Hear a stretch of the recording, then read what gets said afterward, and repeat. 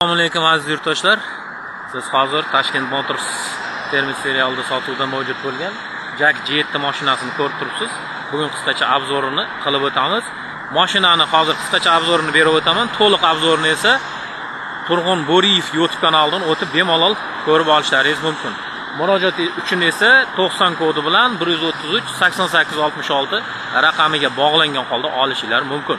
Mashina 1.5 turbina hisoblanadi, 150 ta ot kuchiga ega. Mashinamiz sedan deyiladi, aslida o'zi liftbek uslubda ishlab chiqarilgan. Buni nima uchun unaqa deyapman? Hozir video davomida ko'rsatib o'taman.